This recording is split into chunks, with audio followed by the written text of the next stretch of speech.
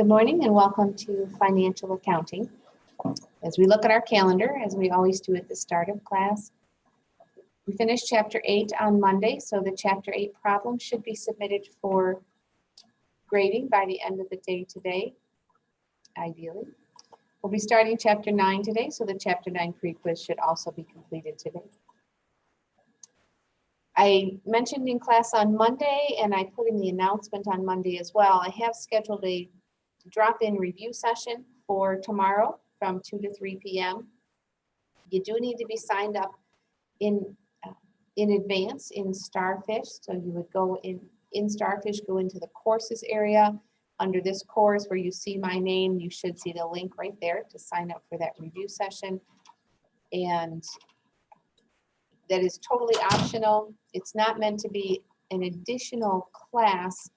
It is meant to come and work through anything that you're struggling with. So as I said in the announcement on Monday, it could be the Chapter 8 problem that's due today. So if you were working on that, you get stuck, you're welcome to come to that session and we can work on that. If there's something specific you want to work on outside the problem, you can let me know that in advance. Maybe I can pull together some additional exercises from a chapter where you're struggling, or whatever would be helpful. Those review sessions, as I said, are totally optional. I'm moving them around, trying to see if there are days and times that work better. So if you'd really like to be able to attend, but have a tight schedule, just let me know. Hey, could we try it on this day and time? And I'll be happy to do that as long as it fits into my schedule. So if you want to come, please sign up in Starfish in advance. And if there's nobody signed up, then we won't have the session. And I'll try again next week for a different day and time. Looking ahead then, we're working on Chapter 9 today and Monday. Chapter 9 is the third and final chapter for Exam 3. So the Chapter 9 problem will be due 1 week from today. And then anytime after you submit that problem, you could be taking the third exam. As you can see here, it is due no later than the end of the day on Sunday, April 3rd, along with the third part of the project. So I haven't yet gotten through the projects that you submitted last week for Exam 2, but those are next on my list to be graded. So I would expect to have those back to you by next week for sure. Any questions about anything we're talking about, anything from Chapter 8 that we finished on Monday? Any questions?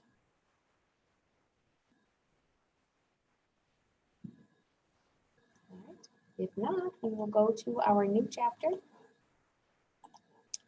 And that is Chapter 9 on long-term assets, both fixed assets and intangible assets.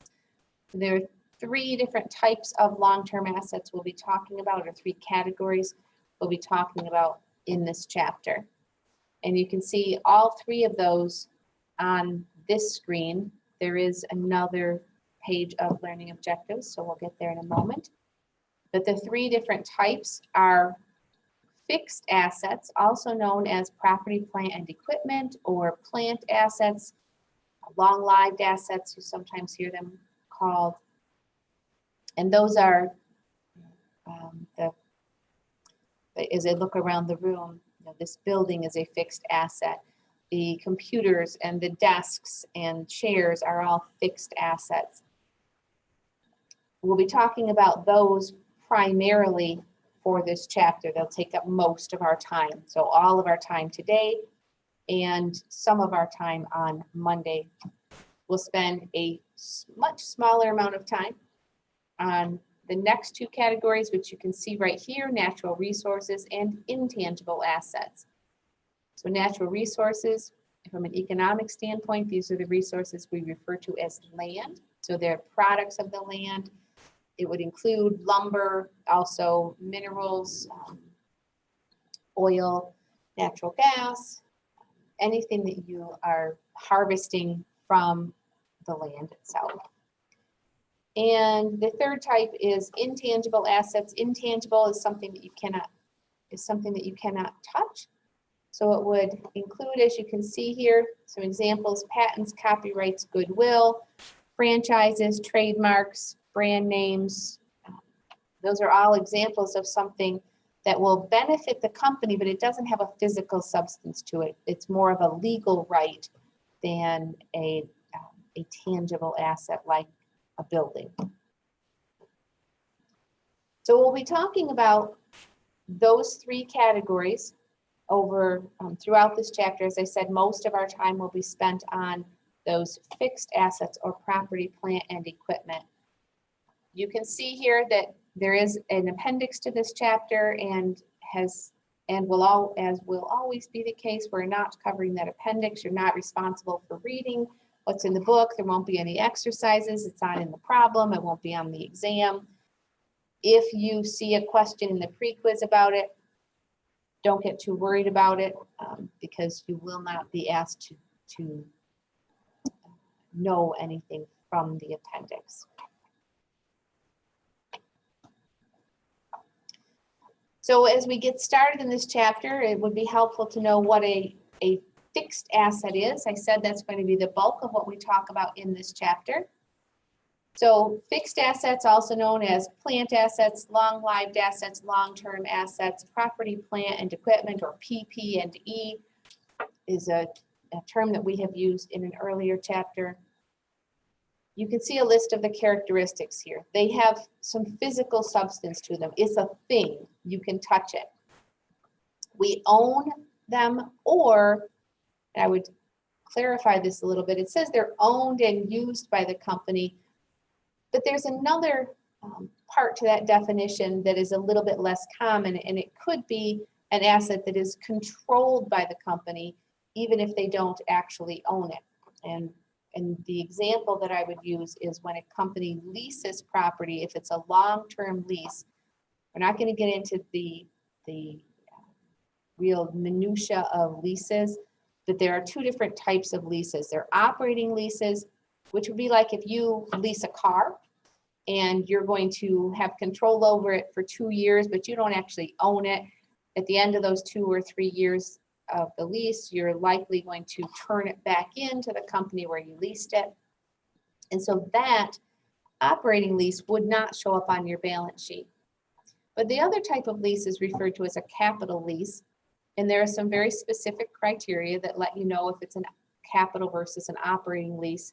But in general, a capital lease means you are going to have control of that asset for most or all of its useful life. It's going to have a very nominal value at the end of the time that you are using it. And so a capital lease is something that needs to be capitalized, that is put on your balance sheet as an asset. So, and we also need to reflect the liability, the obligation to pay all of those lease payments. So we're not going to spend a lot of time on the minutia of leasing, as I said, but that is a difference or an exception to what this bullet point says. They are owned and used. Capital lease items that are under a capital lease are not actually owned, but they are controlled by that company. So, for example, Southwest Airlines doesn't own any airplanes, and that sounds kind of weird, but they actually lease all of their airplanes on a capital lease. So they're not the actual legal owner. They don't have title to them, but they're the only ones using them. They are fully under their control for the majority of their useful life. And so it maybe sounds a little nitpicky, a little bit nitpicky is probably the best way to say it. And I need you to be aware that this is not an all-inclusive definition. And so every time I give the definition of assets, I always say owned or controlled because of that distinction. It's also important that these are not assets that are part of the for sale inventory for the company. So if you are a car dealership, you have cars that are owned by the organization, by the dealership, that might be used in the dealership, maybe a loaner car, maybe the car that's being used by the manager, the general manager, or something like that. And then you have cars that are for sale. So the cars that are for sale do meet these other criteria, but they're considered inventory, and that's a current asset. They're not a long-term asset. They're not part of property, plant, and equipment. And the reason that is important is if we classify it as property, plant, and equipment, we need to be calculating depreciation. So in chapter 3, when we first learned about adjusting entries, we talked briefly about depreciation. We talked about what depreciation is. We're going to review that today and how to make those depreciation entries. But I told you in chapter 3 that when we got to this chapter, we would learn how to calculate the numbers. In chapter 3, we were simply given a number. Depreciation is $1,000, do the entry. In this chapter, we're going to be learning actually how to record, how to calculate that depreciation. Okay. So important that the assets have physical substance. They are owned or controlled by the company, used in the normal course of operations. The reason that part of the phrase is there is because we may own a tangible asset, but we're not using it right now, and that would be considered an investment for our company. The example I always give, because I'm standing right here, and I know you guys on Zoom can't see it, but if I were to pull back the blinds and look over to my left and behind, there's a brand new JCC building there. Brand new, it's 3 years, maybe 4 years old at this point. It's the newest building on campus. It's the Cattaraugus County MTI, Manufacturing Technical Institute. It's where the welding classes and plumbing and HVAC and engineering classes are held over there. Before that building was there, does anyone from Olean remember what used to be right there? You guys were sitting in the classroom, and you know what used to, remember? It's been a few years since it was there, so for you guys that's a much longer time. I've been teaching in this building for about 20 years and looking out the window and seeing what used to be there. What used to be there was the Knights of Columbus building and the bingo hall on this end of the building. And probably close to 10 years ago, at least 8 probably, JCC bought that building from the Knights of Columbus, and with the intention of creating what is there now. But it was actually a long process. It took several years to get all the approvals that we need to get, because we're part of the SUNY systems. We need SUNY approval. We needed approval from Cattaraugus County because they're our sponsoring organization here in Olean. Turns out there was asbestos in the building that wasn't expected, and so there was a whole asbestos abatement thing that had to happen, and that took a long time. And so for quite a while, JCC owned that building, but we had no intention of using the Knights of Columbus building. The intention was to remove the building that was there, put up our own new building, and then start using it. The entire time that we owned it until that new building that's there now was constructed and ready for use, that property was considered an investment for us. Again, the reason this is important, it wasn't being used in the normal course of operations. We were not recording depreciation on that building while it was just sitting there because we weren't using it. And we'll get into a little bit more about why that's the case in just a second. But any questions about the definition of what makes a fixed asset or a plant asset? Property, plant, and equipment. PP&E. Not to be confused with what we've all become familiar with over the last 2 years, the acronym PPE, personal protective equipment, when we're talking about face masks and all the rest of that. This is PP&E, and that expression has been around for a very long time. I want to change pages. Okay. So what are we doing with depreciation? I told you that was the main topic for this whole chapter, is the recording of depreciation and those calculations. So what is it we're doing? If you think about it, when we buy an asset, let's just say we pay cash for it just to make it easier. When we buy that asset, we credit cash and we debit an account that is the asset account, whether it's building, land, equipment, whatever it is, inventory. Because if we are a car dealership, when we buy cars, we are adding them as inventory. Purchasing those assets doesn't help us run our business. And so buying an asset does not incur an expense. It's a cash flow. It's certainly a cost, but it's a balance sheet transaction. We have the asset, we no longer have the cash. Or we have the asset, now we have a liability to pay for it at some point down the road. It's only when we start using that asset in the normal course of operations that the matching principle says, remember the matching principle, we record revenues when we've earned them according to that SEC test we have. And then we match against those revenues any of the costs or expenses that help to generate those revenues. So as we're using those assets during the normal course of operations, that is when we start recording expense. So if we buy, just throwing numbers out here, if we buy a $10,000 truck, it's used, and we let it sit in the corner for a little while, we're not using it because we still have to get trained on it, or maybe it needs needs some kind of a repair before it can be used. And so we don't want to start recording expense until it starts helping us make money, helps us generate revenues, because we're using it in the normal course of operations. So that upfront cost of $10,000 for that truck needs to be recorded a little bit at a time, or spread out over the time that we plan to use that asset. We should only be recording expense if we're using it in the normal course of operations. So depreciation is not a cash consideration. We already spent the $10,000 on that truck. But if we're going to use it for, say, 4 years, we need to take the $10,000 and spread it out over the 4 years, a little bit at a time, to make sure we have that appropriate matching on our income statement that we've been talking about again since chapter 3.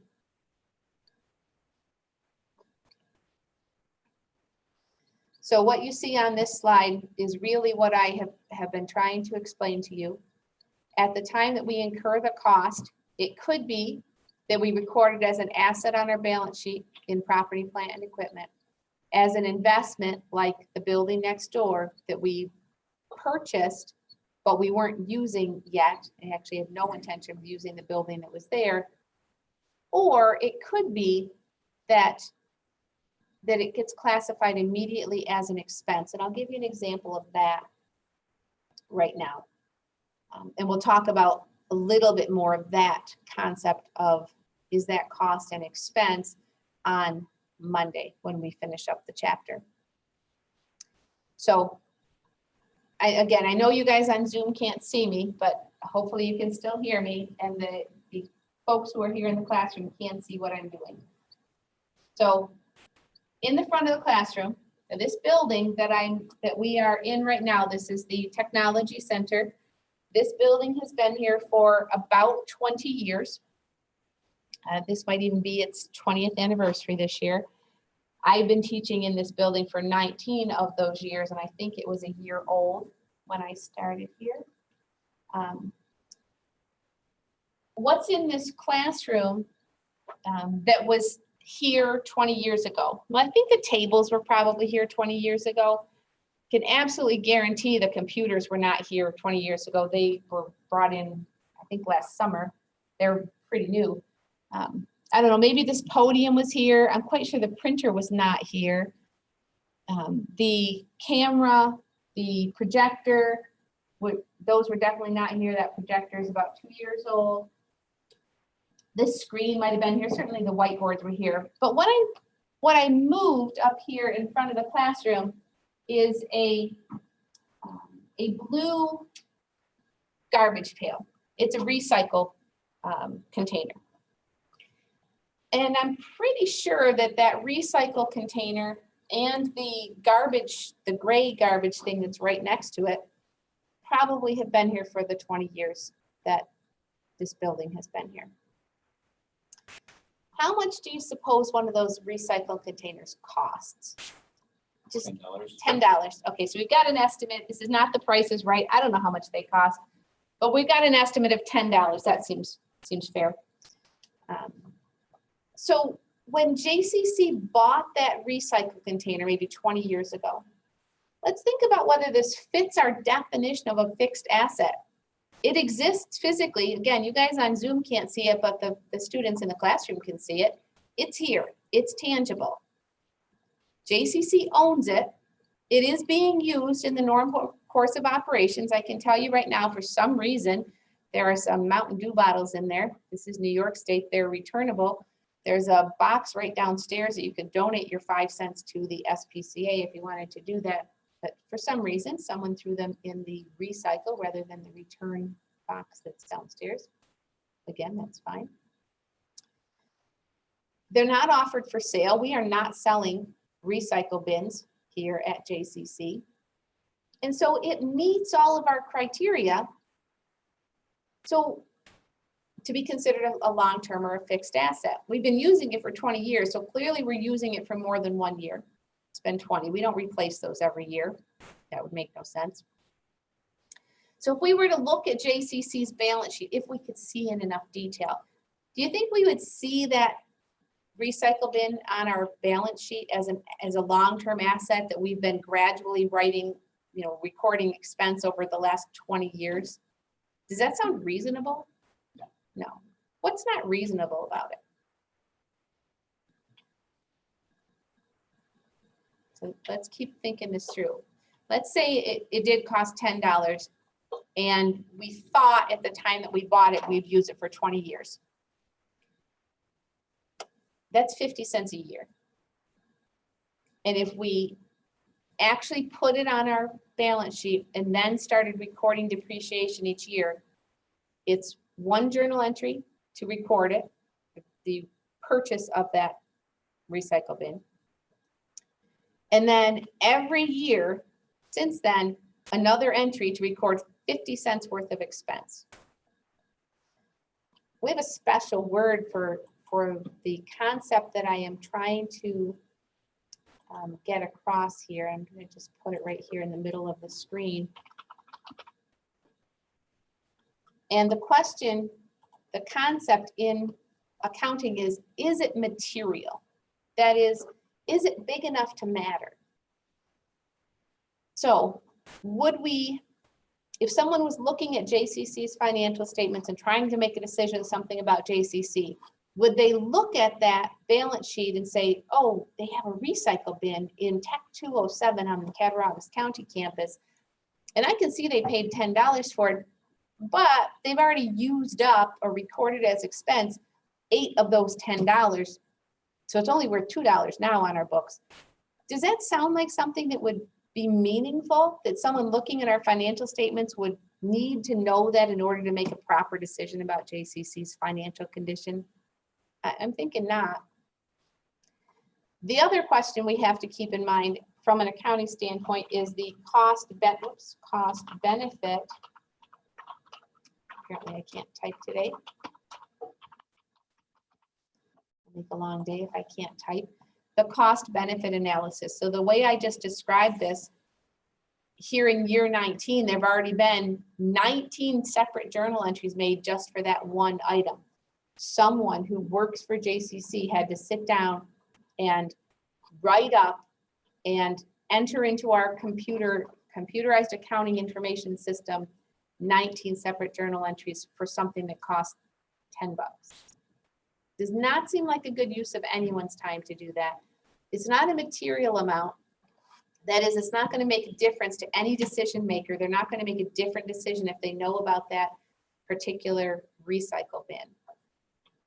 And so there's a threshold of materiality. And every organization is going to decide where that threshold is. And of course, it's going to depend on the size of the organization. So what JCC, pretty small community college, what JCC considers as material may be very different than what the University of Michigan with tens of thousands of students would consider material. Those threshold dollar amounts are probably going to be very different. One other comment about that, and then we'll move on in case you think I'm spending too much time talking about just one little recycle bin. This building, as I said, is about 20 years old. And I suspect if you walk into any classroom in this building, I've taught in many of them, but not all of them. But I suspect if you walk into many of them, that you'll find those recycle bins. And if you go into any of the other buildings on campus, you'll find recycle bins here, there, and everywhere. We can also do kind of a group purchase or a bulk purchase, and where one item, one recycle bin would not have reached that threshold for materiality. If we bought 100 of them and the cost was then $1,000, maybe that hits the threshold where we say, okay, now we're going to do an entry to record the $1,000 purchase on our balance sheet and then write it off over some period of time. I don't know that that's, I suspect it's not true for our recycle bins. But when I look around this room at the computers, so there are 27 classroom computers plus mine in here, and all of these computers were purchased at the same time. I know for a fact, the last time they flipped the computers in Tech 210 down the hall, it was 35 computers and plus up front. And the one computer did not reach the threshold to be capitalized, but the 36 computers did. And so we can look at it from that perspective as well. We can record them all as one purchase and then it becomes material. Any questions about what I've said so far? I know it might seem tedious, but it's important that you understand why certain assets might be, I can get this to change again. There we go. Why certain assets might be classified as a fixed asset and go on our balance sheet, and other assets might be simply expensed, like the recycle bin. If it's not big enough to matter, then rather than putting it on the balance sheet, we would simply expense it in the period in which we purchased the item. Okay, so how do we go about this? Is it long-lived? Are we going to be using it in our normal course of operations for more than 1 year? If yes, it could be an asset on our balance sheet. Is it used in the normal course of operations? Yes. It's going to be a fixed asset, property, plant, and equipment. If not, it's that investment that I already talked about, like the building next door that used to be there. And I just explained the materiality question here, which also really should be part of step 1. Is it, even if it's long-lived, is it big enough to matter? And if not, if it's not big enough to reach that materiality threshold, it automatically becomes an expense during that period, regardless of how long we're going to use it or whether we're using it in the normal operations. Excuse me.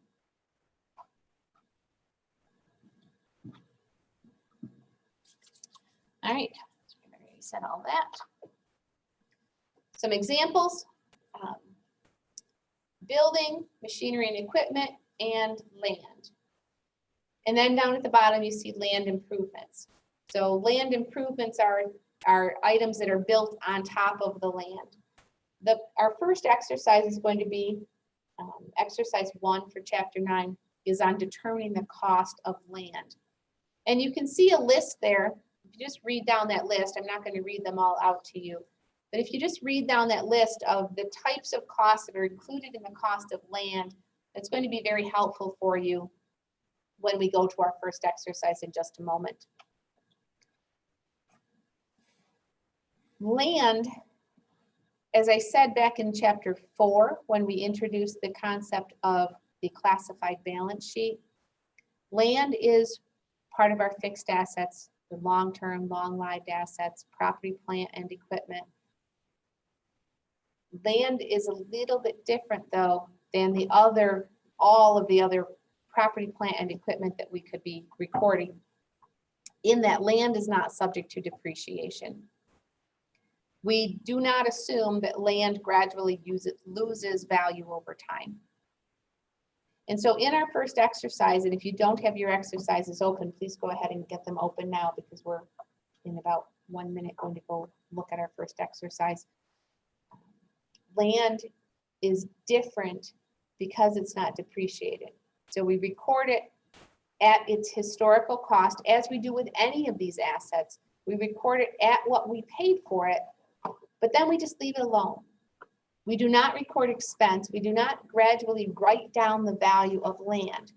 The only time we change the value of that land on our balance sheet is if the value becomes impaired. And I remember talking about this in an earlier chapter as well, probably chapter 3, when we talked about depreciation. Something could happen to impair the value of our land. And I remember giving you the example of, talking about what it means to be a Superfund site. So if there's a Superfund site next door, a contaminated land, it's probably going to devalue your land. That would impair the value, and we would need to write down that value, take a hit on that impairment. But other than that, other than a significant change like that, we record land at what we paid for it at its historical cost, and then we just leave it alone. So at this point, you should have had a chance to read down through all of those items that are considered part of the cost of the land itself. If you take a look down here then at what are considered land improvements, I already gave you a general statement, which is land improvements are what's built on top of the land. So acquiring the land, getting it ready for its intended purpose, which might mean removing something that's on the land, like next door when we remove the Knights of Columbus building that we had no intention of using, the asbestos abatement to get rid of that, all of that would have been part of the cost of the land. And then what's there now, the building, are everything that was built on top of it. And I don't mean if there's a basement, that doesn't count, but everything that's built on the land is considered a land improvement or part of the building. Land improvements are subject to depreciation. The building is subject to depreciation. The land itself is not. Since the depreciation is an expense, it goes on the income statement, it reduces our income. It is a significant decision about whether a cost goes as part of land, where it's never going to be counted as an expense, or as part of the land improvements or the building, where it is going to count against us. It is going to affect our income statement. Let's go to that first exercise for today.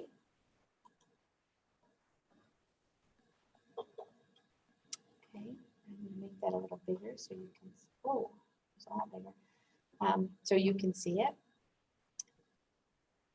And we're going to go through each one of these items and say, yes, it's part of the cost of the land based on what we just saw in that last visual, and or no, it's not part of the cost of the land.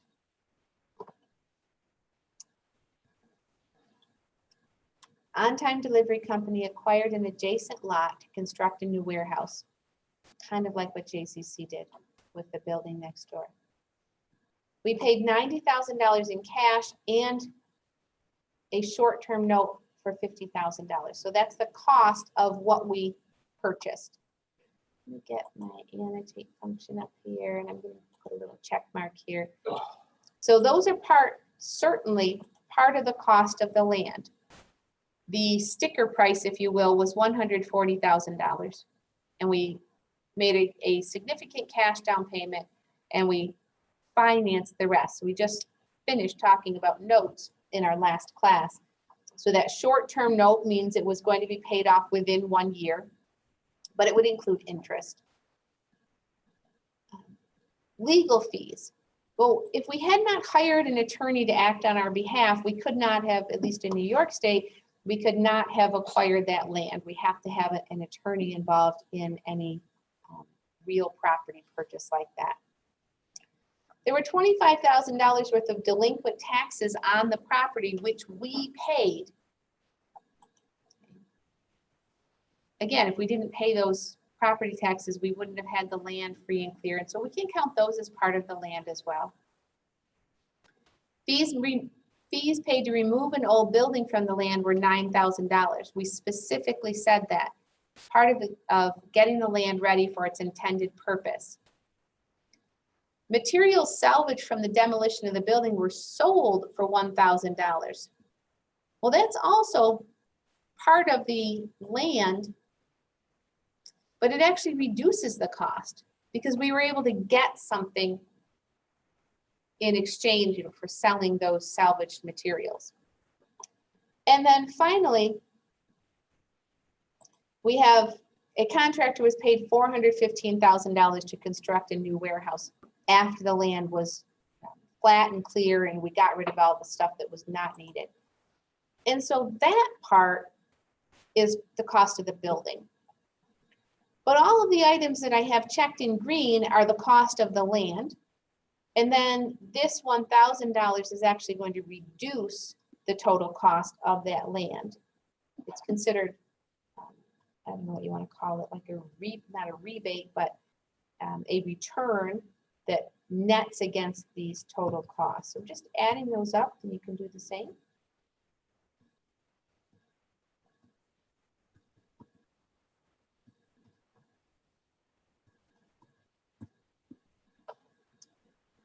Anyone get a number for that?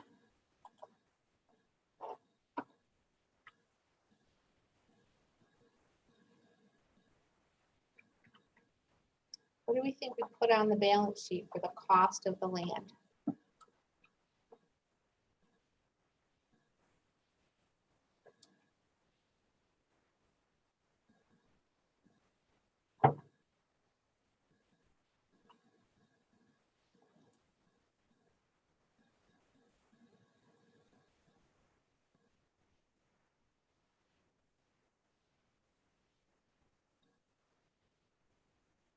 Anyone?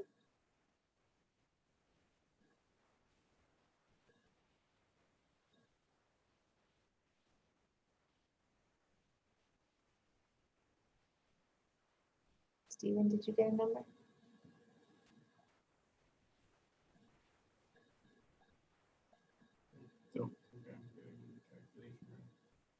So we just want to add up all of the green numbers.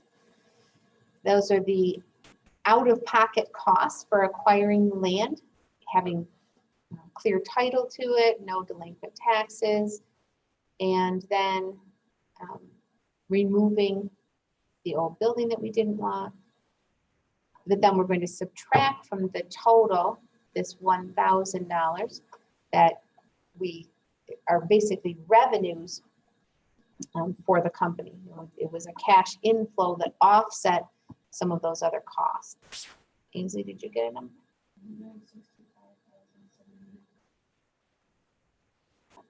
Close, but it's not quite what I got. I think maybe this number's missing, the 9,000. I got 149. Yeah. So if you add in that 9,000 that was missing, then it would be 174,750. So we're just going to add up all the numbers that are green checked, subtract the 1,000, which reduced our total cost, offset some of that cost.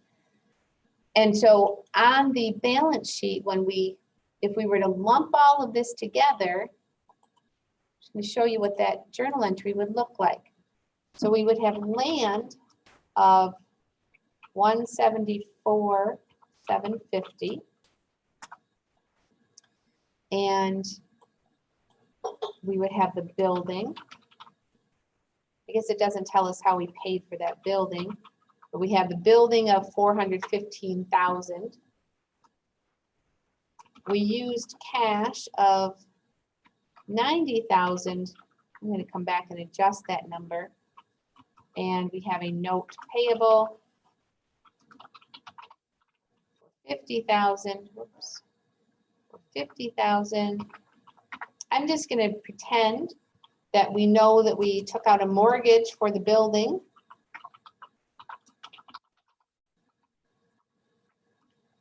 $415,000. And then I will assume that we paid cash for the other items, the legal fees, which were $1,750, and the delinquent taxes, and the fees for removing the building. But then we received $1,000 in cash. And so I'm, again, just going to add those amounts to the cash, assume we spent cash for those. I don't know that for sure, but I'm just making an assumption for the purposes of this exercise. And so this is what our entry would look like. We don't record as expense the legal fees. We don't record as a tax expense the delinquent taxes. We don't record as expense the removal of the old building. All of those numbers, all of those amounts were rolled into the value of the land. And so on our balance sheet now, you'll notice every one of these accounts in this journal entry is a balance sheet account. It's a permanent account. We've increased our assets, land and building. Those are both in the property, plant, and equipment section. We've increased those assets by almost $600,000. We've increased our liabilities by $465,000 and reduced our asset cash by another $125,000. Nothing affected the income statement from these costs. We spent $125,000 in cash. We incurred liabilities of another $465,000 using my assumptions, but nothing affected the income statement yet. Any questions about what we've done here so far?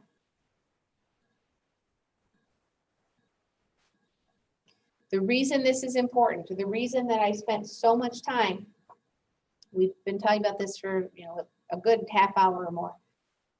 The reason it's so important is the land piece of this. Although land is a long-term asset, it meets all of our definitions, all of those criteria. Land is part of property, plant, and equipment. But that $174,750 is just going to sit there on our balance sheet as an asset for the entire time we own the land, with the possible but unlikely exception that something happens to damage the land, to reduce its value, and then we would have to record that. Other than that, if we own this land for 50 years or 500 years, at that time, the land is still going to show the same value on our balance sheet. We will never record any expense associated with buying that land unless something happens to damage its value. We don't ever write it up. So we assume, if you know anything about real estate, we assume in general over time the value of real estate goes up. The value of that land would go up, most likely. But because in accounting we use what's known as the historical cost principle,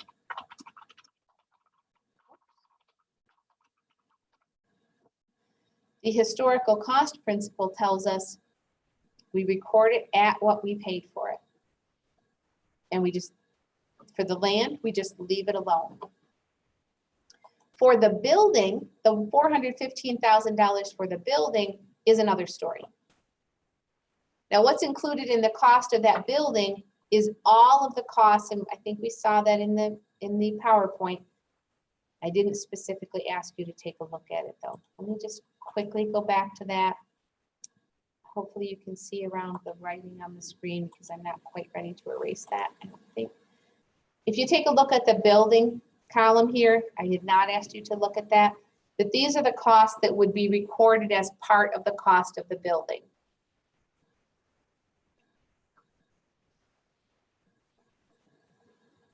In New York State anyway, there is a mortgage recording fee for recording this mortgage. That would be considered part of the cost of the of the building as well. All right. Let's go back to our exercises. Before we move on then, any questions about what we've talked about so far? You know what it means to be a long-term asset. You know the criteria that need to be met. It then goes on our balance sheet. And then when we start using it, that's where we go next. When we start using it is when we start recording the expense. So if that building was not yet put into use, you know, we're waiting for, I don't know what, some occupancy certificate, maybe it had to be inspected and by the local, you know, building inspector or whatever. Until we start using it, we don't record expense associated with it. Once we start using it, the matching principle says if you're using it, you need to record the expense related to that. So we're matching it against the revenues from that same period. And that's what we're doing next. Let me get my green check mark in there. I always like to do that. And we'll move on to our next exercise. Need to show you one thing. In the reference materials folder, in chapter 9, in the chapter 9 reference materials folder in Blackboard, you can see the top link. Of course, these links will get replaced as we, after class today, this link to the introduction part will be replaced, and then on Monday, this link will be replaced. But the top link in this folder is some useful information, some formulas. These are what we're going to be using in the next few exercises. So you may want to make a note of these. If you keep a notebook, you may want to, I don't know, copy these in your notebook, or if it's maybe you want to print this page out. Whatever you want to do with it is totally up to you. But I'm going to be referring to these formulas in the next few exercises.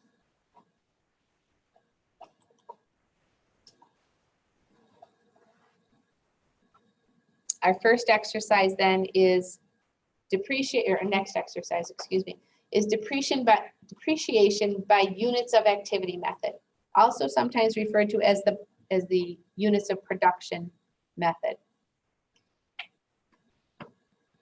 What we are doing in all of these exercises is taking that long-term asset, figuring out how much of that value do we intend or estimate that we will use up, and then that's the amount that we need to spread out over the useful life of the asset.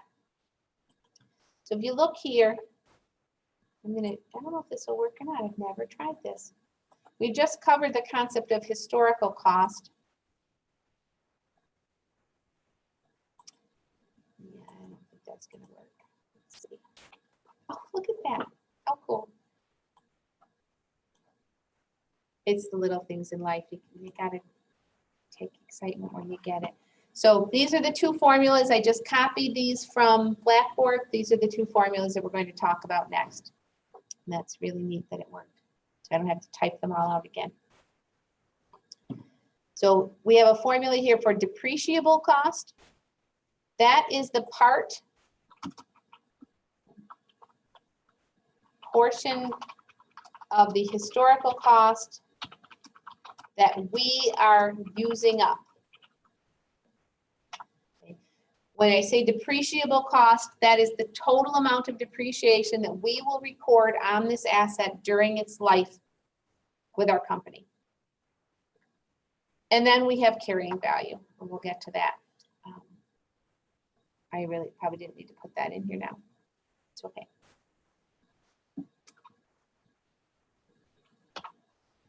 This exercise says a diesel-powered tractor with a cost of $120,000. That is the historical cost. That's the all-in cost. It includes any taxes, transportations, registration, anything that's needed to get that diesel-powered tractor to our facility, ready to be used. All of that becomes part of the cost of acquiring that asset, getting it ready for its intended purpose. So that's how much we paid for it. At the time that we acquire it, we are going to we are going to estimate two different quantities. And the two different quantities are definitely related. The two quantities we must estimate are how long do we expect to use this asset? And frequently that is going to be expressed as a unit of time. So 5 years, 6 months, whatever. Now, if it's 6 months, it's not a capital asset. It's a short-term use. Sometimes though, we express the usefulness or the time that we expect to use an asset in some units other than time. And it could be, or other than years. As you can see here, and I can't click on this because I want to keep this open. We expect to use this asset for 28,000 hours. That doesn't mean the clock starts running when we buy it and it runs for 28,000 hours. That's how many hours we're actually using the tractor. And so we've expressed its usefulness in a units, a measure of activity or production. If it was a machine in our factory, we might measure it in machine hours. If it was a vehicle, we might measure it in miles driven. So that's a very common way of measuring the usefulness of a vehicle is how many miles, how many miles are on it. We're buying a new delivery truck, we expect to use it for 100,000 miles, or whatever. So we have to estimate how long we expect to use it, either in units of time or in units of service or activity or production. The other estimate, which is related, is how much do we think it's going to be worth when we are done using it? At the end of, in this case, the 28,000 hours, or the delivery truck that I mentioned, at the end of the 100,000 miles, how much do we think it's going to be worth? We refer to that, as you can see here in the green, as the residual value of that asset. It's also sometimes referred to as the salvage value, scrap value. You might think of it as trade-in value. How much it's going to be worth when we are done using it. And in this exercise, that's given as $16,400. So during the time that we own this asset, we expect to use up $103,600 of its original value. It's referred to as the depreciable cost, and during the 28,000 hours, however many years that is, during the 28,000 hours we expect to use this tractor, we're going to record a total of $103,600 worth of depreciation.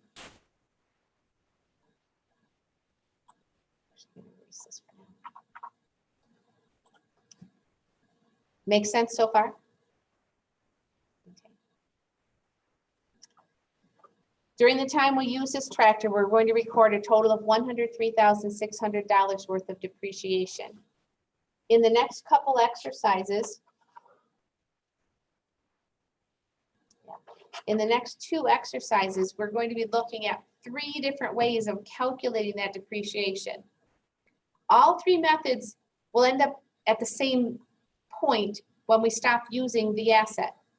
And that point is we've used up, we've recorded as expense, $103,600 worth of depreciation. And on our books, the asset is now worth $16,400. The exact amount we said it, the exact amount we said it would be worth right here.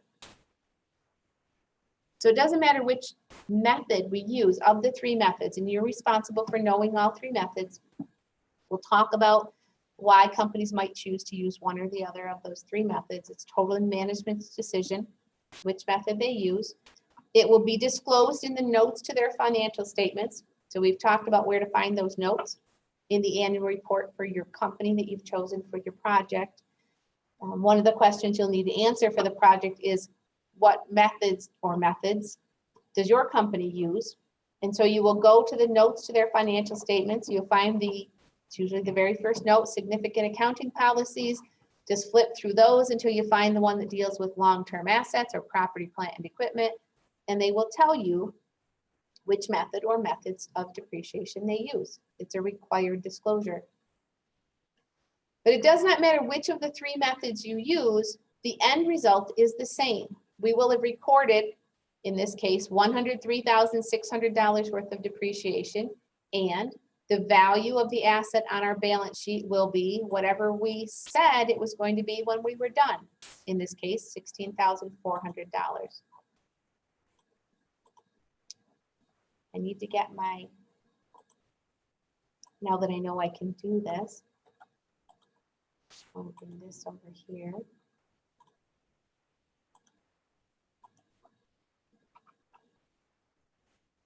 Okay. So here's our next note from that Blackboard page of information. How do we use the units of activity? So we know the basics already. We know how much depreciation we're going to record in total, $103,600. And now we're going to calculate what the depreciation rate will be under the units of activity method. So here's our formula. Per unit depreciation is the depreciable cost, that's what we just calculated, $103,600, divided by the estimated useful life in units of production or units of activity. How long did we say we were going to use this tractor? Total of 28,000 hours. So we take the total depreciable cost, $103,600. We divide by the total units, 28,000, and we get a per unit depreciation, $3.70 per hour of use. For every hour that we use the tractor, we're going to record $3.70 worth of expense. And so in months that we use the tractor more, we're going to be recording more depreciation. In the months that we use it less, so we live here in New York State, I'm assuming this is like a farm tractor kind of thing. Just now the farmers are getting their tractors out. They've probably not been using them very much, if at all, over the last, say, 4 months or so, right? They put everything to bed in say November, and they probably haven't been using the tractor. So when we think about the matching principle, this units of activity method really makes sense for an asset that's used sporadically or intermittently. We don't use it consistently all the time year round. And maybe we use it some years more than others. It makes sense because we get a better match between the cost of the tractor and its usage in helping us make money or generate revenues. That makes sense?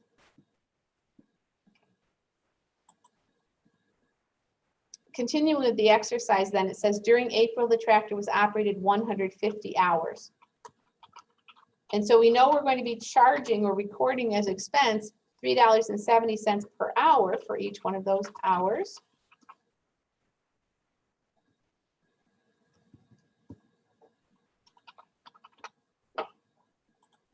And so the depreciation we would report for the month of April would be $555. $3.70 per hour times 150 hours.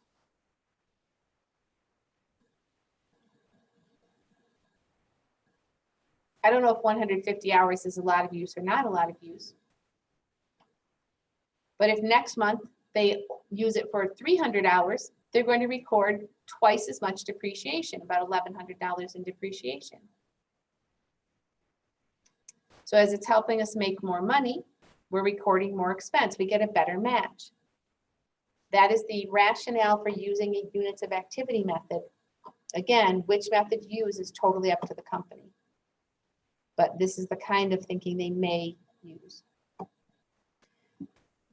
Any questions about this exercise using the units of activity method? You saw where I got the formulas. You saw how we use the formulas. Everybody okay?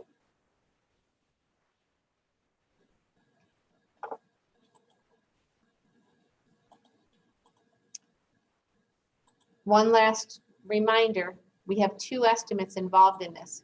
We estimated the residual value and we estimated the useful life. What that should tell you is these numbers aren't going to be perfect. They're not going to be exact. Maybe the tractor runs for 30,000 hours. Maybe at 26,000 hours it breaks down and we decide it's not worth fixing it. Maybe we decide we need a bigger tractor and we trade it in after only using it for 10,000 hours. Any one of those scenarios can happen. Any one of those scenarios is fine. It doesn't mean we've done anything wrong here. We've included two estimates. They're not going to be, even if we use it for 28,000 hours exactly, and then say, okay, time to trade it in, it still might not be worth $16,400. It might be worth more than that, it might be worth less than that. On Monday, in one of our exercises, we will talk about what happens at the end of the useful life. Which brings me, and I'm going to put my green check mark in there, and I'm going to go to the next exercise here. But that brings me to one other point. What was I going to say then? And now I don't remember what I was going to say. It'll come to me. Oh, yeah.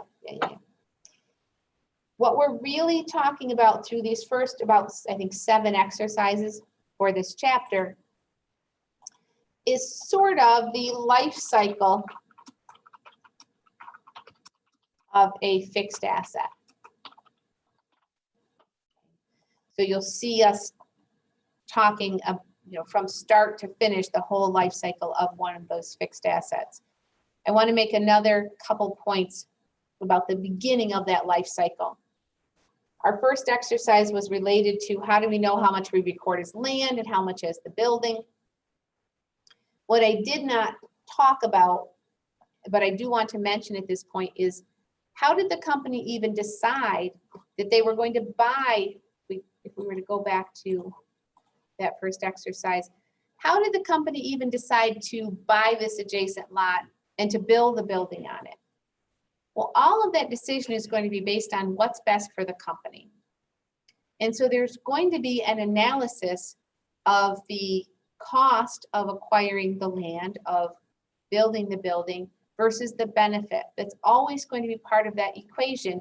Is it worth it?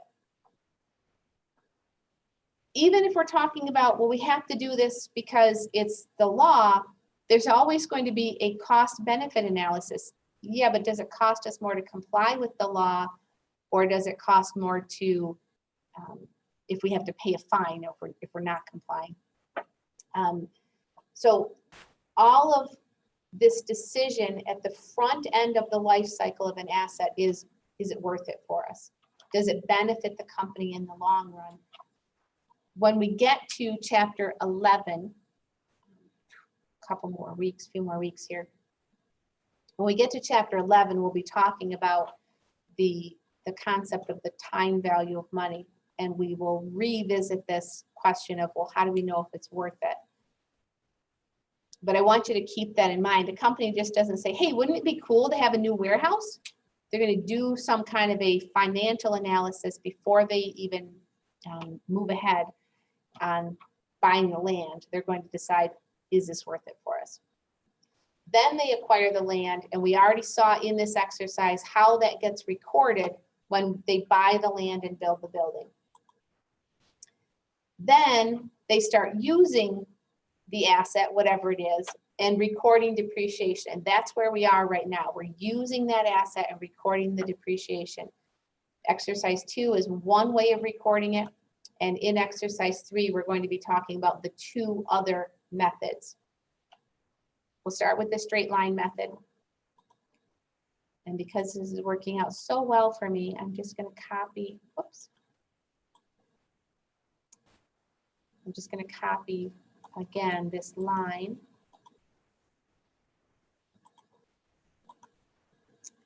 I'm going to stick it right in here if there's room. Squeak it in there. Not really. All right.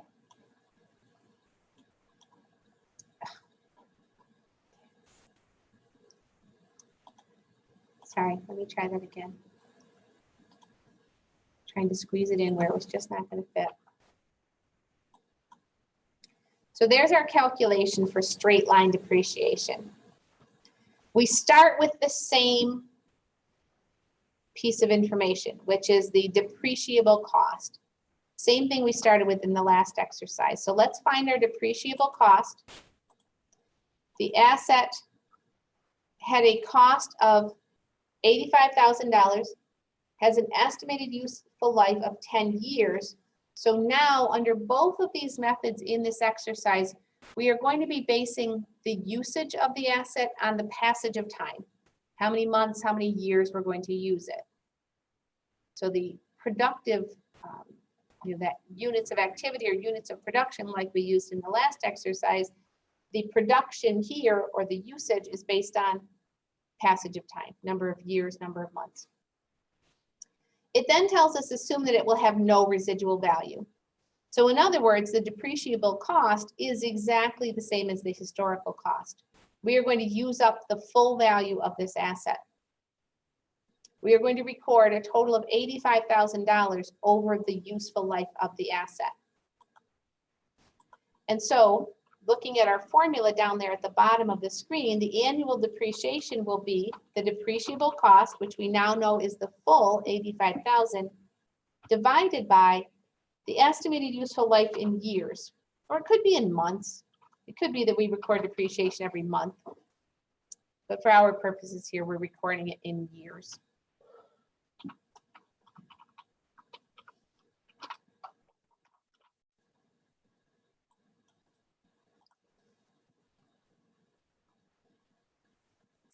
Under the straight line method then, we record exactly the same amount every full year. So in the first year, we record $8,500. And in the second year, we record $8,500. And we could have kept going. In the third year, we record 85. In the fourth year, 85, fifth year, and so on. If we use it for the full 10 years, we record $8,500 every year for 10 years. That's why it's called straight line. It doesn't change. I need to point out one thing to you at this point. It tells us we acquired this asset on January 8th. The significance of that is it was in the first half of the first month of the year. If we had purchased it after January 15th, we couldn't record the whole year worth of depreciation because we'd be matching too much expense against partial year revenues. So I'm pretty sure maybe exercise 4 is partial year depreciation. So we'll get to that in exercise 4 in a little bit here next. But the book is actually quite nice to us. They make it a little bit easier for us by most of the time. They tell us that the activity happened in the first half of the first month. And so we can consider that it's a full year. Any questions about straight line? Super simple. Okay. Definitely the easiest. Many companies just use straight line because it's easier. Because because it's close enough to the way that the expense is actually being incurred, that maybe they believe that the asset is losing value at an equal pace throughout its life cycle, and that's fine. Everybody okay with that one? Let's go to our second method then. Third method, second one for this exercise, is double declining balance. DDB is the typical abbreviation for that, as I have here. And here's the formula. I'm just going to copy this over into Cengage for us.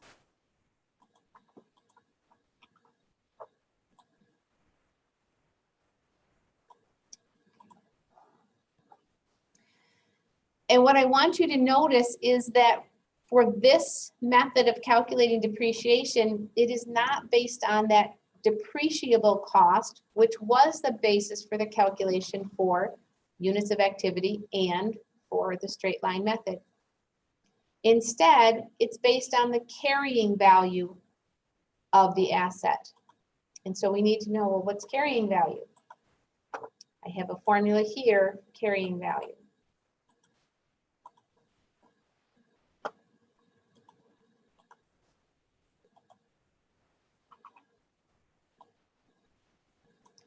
And so here's that other formula for carrying value. Carrying value is the historical cost minus the accumulated depreciation. So when we first acquire the asset, no depreciation has been recorded yet. Each year, as we record depreciation, the depreciation expense is the debit side of the entry, and accumulated depreciation is a contra asset. It's the credit side of that entry. We covered that in chapter 3, but we haven't probably looked at it since then. So it's fine if you don't recall that. That's why we're reviewing. There's no accumulated depreciation at the beginning of the life of this asset. And so the carrying value, when we go to calculate depreciation for the first year, the carrying value is the full $85,000 because no depreciation has been recorded yet. So what I'm going to do is plug into this formula, depreciation equals 2 divided by the estimated useful life in years, that was 10, times the carrying value, which right now is $85,000 because we haven't yet recorded any depreciation. So go ahead and calculate that.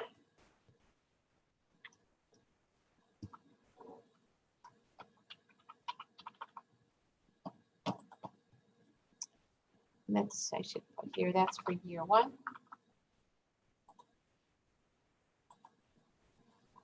So that's going to be our answer for year 1.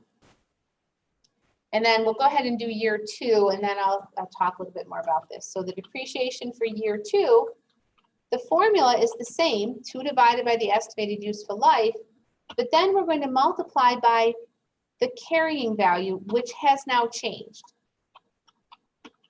We start with the historical cost. We've got the formula for carrying value right down here at the bottom of the screen.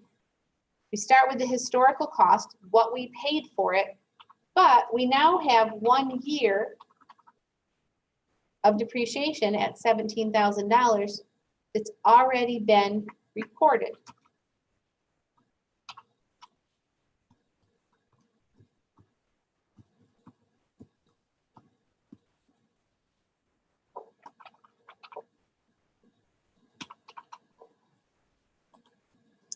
And so the depreciation for year 2, year 1 was 17,000. Year 2 was 13,600. Double declining balance is an accelerated method. It speeds up the recording of depreciation. You'll notice in the first year, the depreciation was twice as much as it was under straight line. The reason it's twice as much is and it won't normally be exactly twice as much. The reason it's twice as much here is because there was no residual value. Because look at our calculation. For straight line, what did we do? We took the 85,000 divided by 10. For double declining balance, we took the 85,000 and divided by 10, but multiplied by 2 because it's double declining balance. We multiplied by 2 and divided by 10. So it's twice as much. It front loads the depreciation. That means that the expense of the acquiring that asset is written off more quickly. It hits our income statement more quickly. Now let's think back. When we bought this asset, I'm just going to assume we paid cash for it. It's fine, even if we didn't. Making that assumption just for this conversation. When we bought the asset, we paid $85,000 for it. The cash flow associated with buying that asset happened when we bought it. As we are recording this depreciation, I already told you that it's a non-cash expense. It hits our income statement, it reduces our income, but does not affect our cash. We already paid the cash back at the beginning. So if depreciation is not a cash expense, why do companies want to write it off more quickly like this? Because it reduces their income and makes them look less profitable, less successful as a business. Why would you do that? Well, turns out that there is a cash flow associated with your income. And you all have a cash flow associated with your income as well, and that is the taxes you have to pay on it. So for a business, if they can write off the expense faster, it reduces their taxable income early on and saves them income tax, and that actually is a cash flow advantage. And so using an accelerated method, although it doesn't affect the cash flows as we pay for the piece of equipment, in this case, the tractor, it does help us, it does save us money on our taxes up front. Remember, I said in the last exercise, it doesn't matter which depreciation method you use of these three units of activity, straight line, double declining balance, the total depreciation is the same. In this case, it would be $85,000 in total over the 10 years, regardless of which of those three methods they use. And so in total, the profitability over those 10 years would look the same. It does save them on taxes, but it's the timing of those taxes. If we use double declining balance, we save money on taxes up front. And later on, in the life of the asset, our taxes will be higher. But we would rather, and I think you would all agree with me, if I give you the option, I can give you $10 today, or I can give you $10 next year. Which one would you prefer? Today, right? Especially when inflation's running at 15%. You'd rather have it today. You get the $10 in purchasing power today. Businesses are no different. Businesses would rather put off paying those taxes, delay paying the taxes. It makes it much more likely that they will find a profitable investment. Remember, I said at the beginning of the life cycle of the asset, the decision to buy the asset is based on, is it worth it? And the longer we can put off paying those taxes, the more worth it will be. That is why, for tax purposes, the vast majority of companies are going to use an accelerated method like this. That is why when the economy is not doing well, the government, regardless of which side of the aisle you are on, whether you are red or blue, the government starts talking about, well, how do we get companies to invest more? Well, the way we can do that is by putting off the payment of those taxes, giving them tax advantages like this of investing, of buying new equipment. And God bless you. And so in the early 80s, God bless you, when Ronald Reagan was president in the early 80s, he took office, the economy was not doing well. And this is your tiny little bit of accounting history lesson. At the early 80s, a tax policy was passed and introduced a system called ACRS. The acronym's up on the screen right now. ACRS stands for Accelerated Cost Recovery System. And what it really was an accelerated calculation of depreciation like what we're covering here. That was later changed a little bit. It is into what was then known as MACRS. The M just stands for Modified Accelerated Cost Recovery System. And the point was to allow companies to more quickly write off an investment, therefore making it more profitable and more likely that they would do those investments in the economy. It helps spur the economy. It helps spur growth. So for financial accounting purposes, unlike when we talked about the LIFO method in the inventory chapter, for financial accounting purposes, a company can use straight line and still use an accelerated method on their taxes. That's fine. There is no requirement that you use the same method for both. So there's your little history lesson related to depreciation and accounting and the economy. Any questions about, I should probably hit my check marks there. Any questions about using the formulas for straight line or double declining balance or activity? So we've covered all three. Again, the formulas are on Blackboard. You're welcome to just use the formulas and plug in the numbers just like I did here.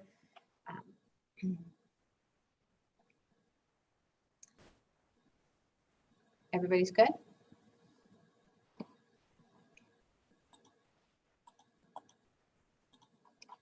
All right, let's keep going. As I said, in this exercise, in exercise 4, we're going to be looking at partial year depreciation.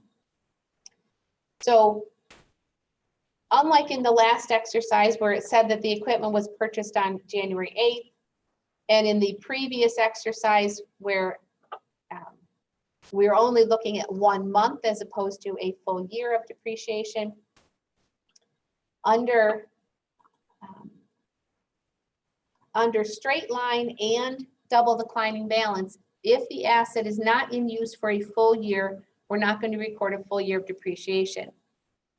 In the units of activity or units of production method, it really doesn't matter whether it's a full year or not a full year, because that's not how we're calculating the activity. The activity is based on how many units of production. In this case, how many hours the tractor was used. I said it might be how many miles the truck is driven. It doesn't matter which month those miles are driven. So for straight line and double declining balance, if it's a partial year, we're only going to record a partial year of depreciation. Equipment acquired at a cost of $105,000 has an estimated residual value of $12,000 and an estimated useful life of 10 years. It was placed into service on May 1st of the current fiscal year, which ends on December 31st. So a bit of review from what we did in the previous chapter or the previous exercise. Depreciable cost. We now do have a residual value. So we need to calculate the depreciable cost.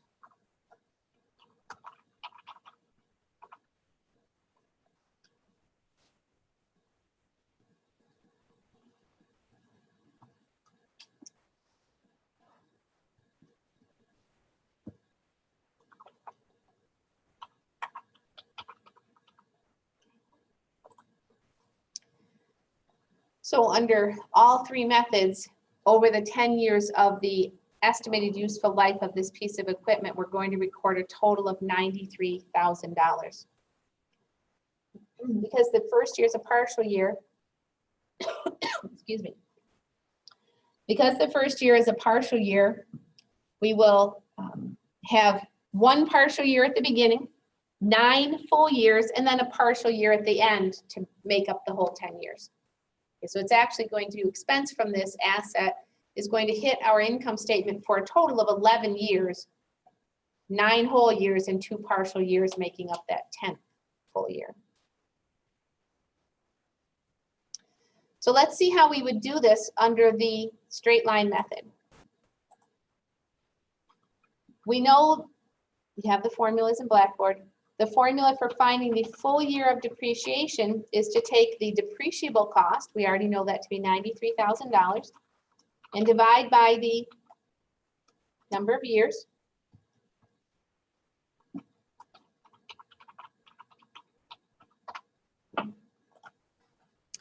And so a full year of depreciation would be $9,300, but the first year was not a full year. If it's placed into service in May and we're using a calendar year, we missed January, February, March, and April, 4 of the 12 months. So we only used the asset for 8 of the 12 months of the year. So we take the full year depreciation and simply multiply by 8/12 of a year. We only want 8 months of depreciation.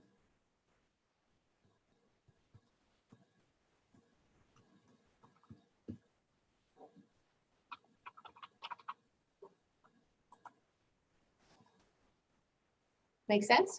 So in the first year, we report $6,200 in depreciation.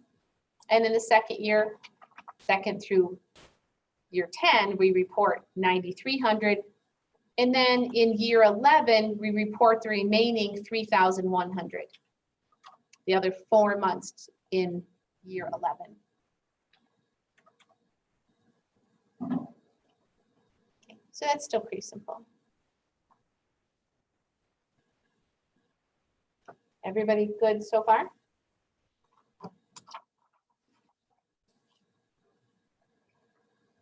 Any questions?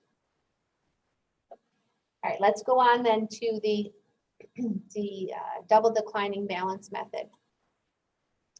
So we know the double declining balance method, we start with the full cost, $105,000, $105,000. And normally we would multiply that by 2 over the estimated useful life.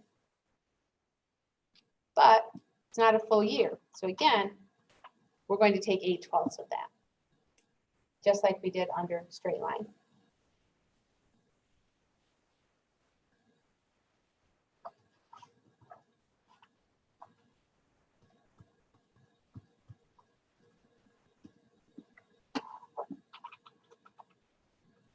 Whoops.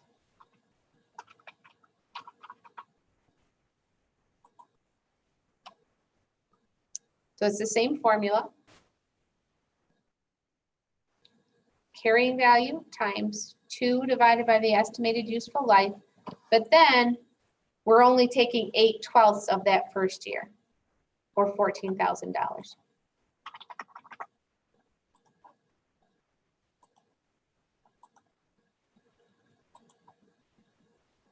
Good so far? Now we have a partial, now in year 2, we have a full year. And remember, the formula is the carrying value. Carrying value is no longer $105,000 because we've now reported $14,000 worth of depreciation in year 1. And then we multiply by 2 over the estimated useful life.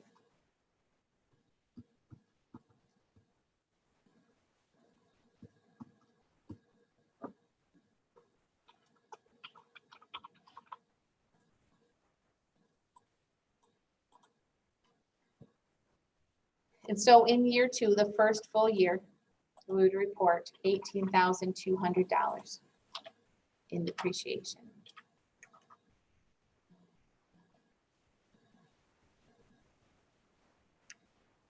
You'll notice that when we do the double declining balance calculations, we didn't include anything in there about this residual value.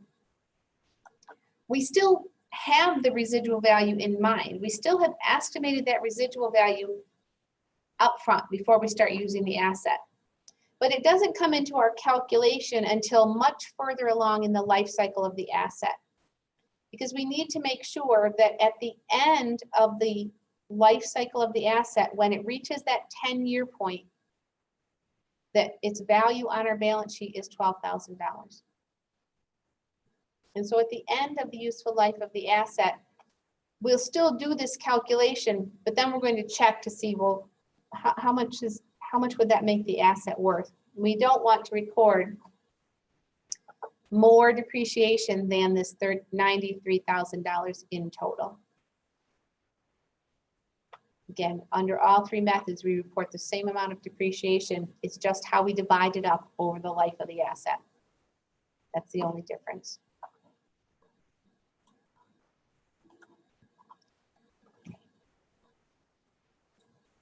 Questions about partial year depreciation?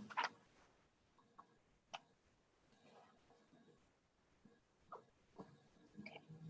Let me try to get through one more exercise today. We have about 10 minutes left, so we should be able to do that. And that will be a good stopping point. Okay. I have been stressing that when we acquire the asset, we have to estimate 2 items. We know how much the asset cost, but we have to estimate how much it's going to be worth when we're done using it and how long we're going to use it. And clearly those 2 things are related. The longer you use something, presumably the less value it's going to have at the end. So you have to estimate those 2 things sort of hand in hand. Because we have those 2 estimates in there, it is certainly possible that new information may come to light during the time that we're using the asset that makes us question or recognize that one or both of our estimates are just not very good. If we learn new information that makes it so that our estimates are poor and material that is a big enough difference to matter, we might need to change our estimates partway through using that asset. And that's what happens in this exercise. A building with a cost of $1.8 million has an estimated residual value of $125,000, has an estimated useful life of 40 years, that's typical for a building, and is depreciated by the straight line method. So we're going to use straight line method. What is the amount of the annual depreciation? I'm going to ask you to calculate that on your own. I'm going to put mine on the screen, but please try it on your own. Don't just copy what I have.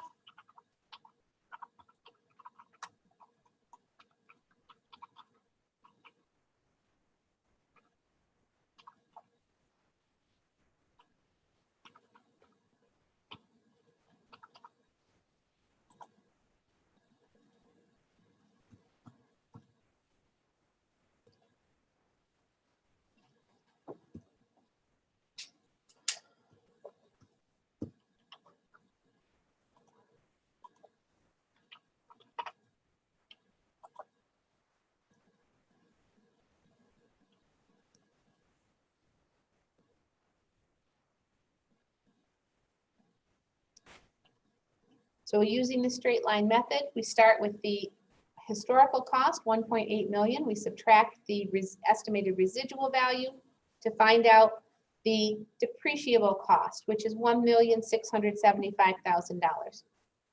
Straight line means we're reporting the same amount every year for the useful life of 40 years. The annual depreciation then would be $41,875. We are back to assuming, even though it doesn't tell us here, we're assuming that the first year was a full year. What is the book value at the end of the 28th year of use? So book value is another name for carrying value. Book value and carrying value mean the same thing. And what it means is, how much does our balance sheet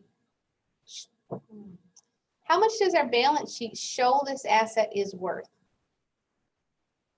And I just put the formula on the screen for you. The carrying value is the historical cost minus all of the depreciation that has been recorded.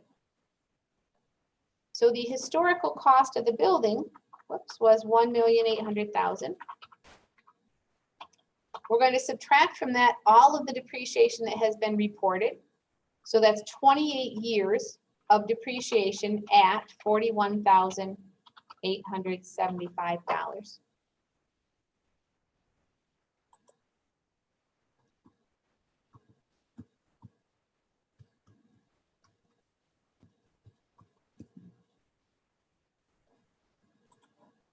If I used my calculator correctly, the book value then would be $627,500. It's how much our books say it's worth. This is what would show up on our books, and this is not asked in the exercise, but it's time we talked about this.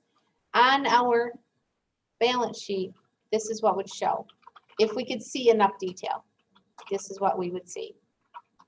The building with an original cost or value, historical cost of 1.8 million, less the accumulated depreciation. I'm just going to abbreviate that. That's not a normal abbreviation for accumulated depreciation, but I need to save some space here.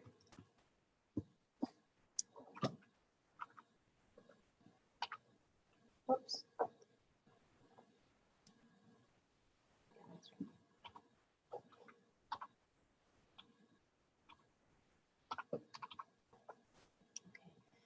Less the accumulated depreciation, and then you would see the book or the carrying value, which I just said was $627,500.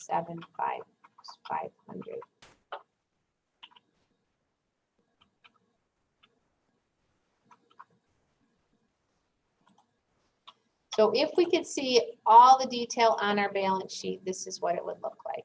we would see how much we paid for the building, how much we have already used up or recorded as expense, and then the book or carrying value.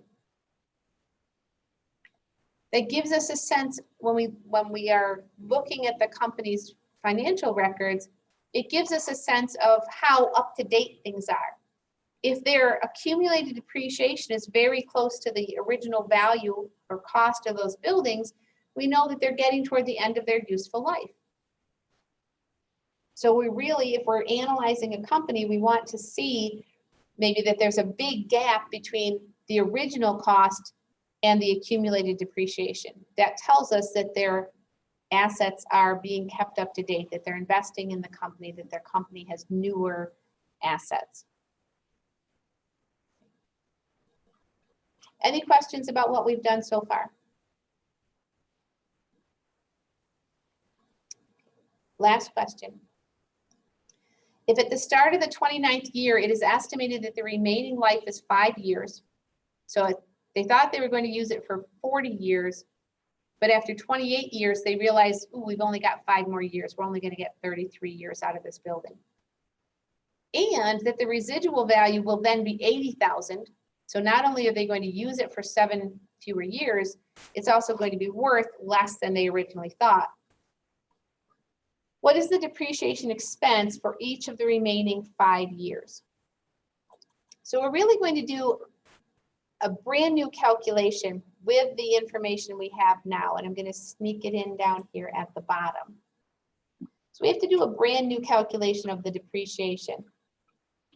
Starting with the current value of the building on our books is $627,500.